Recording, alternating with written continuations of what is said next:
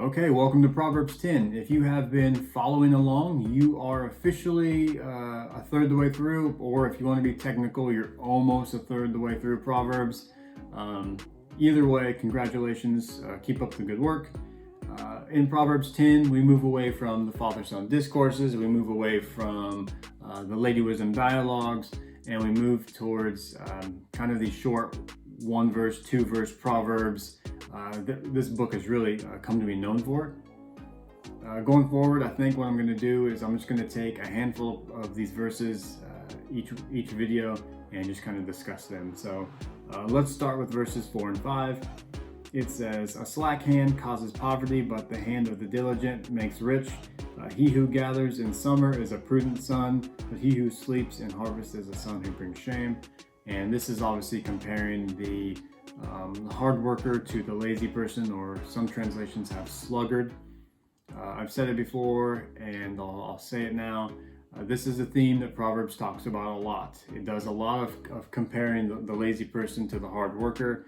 And obviously Proverbs speaks very highly of the hard worker and is very critical of the lazy person. So obviously in the eyes of Proverbs and the eyes of anybody that's living a way of wisdom lifestyle, the hard worker is obviously going to be seen as more valuable than the lazy person. Moving down to verse 7, we see the memory of the righteous is a blessing, but the name of the wicked will rot.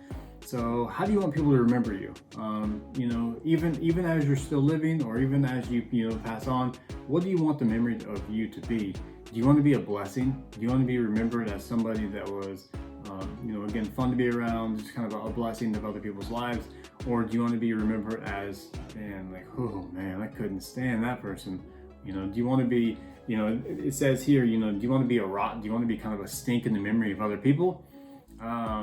And so that's what it's talking about here. So, the wise person, they're remembered as being a blessing. Like, oh, that person, they just brought so much life into everything that they're involved in, as opposed to the fool or to the lazy person or to the evil person. They just brought stink to everything that they did. It seemed like they just always had a dirty diaper everywhere they went. So don't be that person.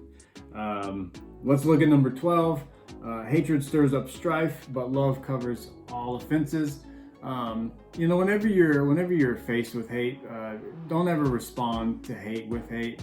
Always respond with love. It's hard to do at times, but always take the high ground here, because when you respond to hate with hate, it just makes things worse. So respond with love. Love should be the response. It covers all offenses. Mama always said, if you don't have anything nice to say, don't say anything at all. I think a good 21st century spin on that is, if you don't have anything nice to post, don't post anything at all. So there you go. Let's look at 26. It says, "Like vinegar to the teeth and smoke to the eyes, so is the sluggard to those who sent him." So much the same way, if you've ever went camping, that campfire smoke, it always seems to follow you no matter what it does. No matter what you say, it always seems to seek you out. And if you've ever had smoke in your eyes, you know how it burns and how it's irritating. And so have that in mind when you read this.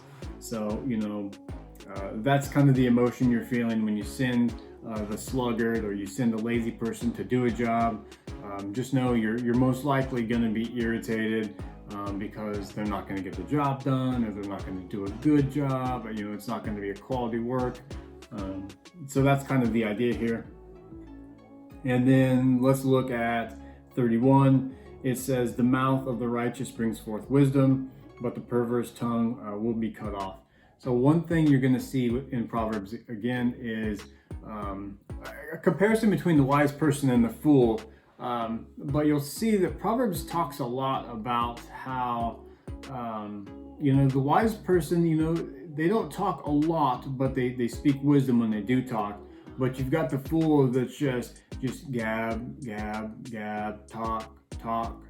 They talk to hear their own voices. These people probably talk to themselves when you're not around. And Proverbs really kind of relates that to the person just being a fool. Like, sometimes it's best just to not say anything. If you're in a situation and you think of something, hateful to say, you don't have to say it. You can very easily keep your mouth shut, and you probably should in those cases. So we'll see more of those. We'll see more proverbs like that, comparing the wise person to the fool.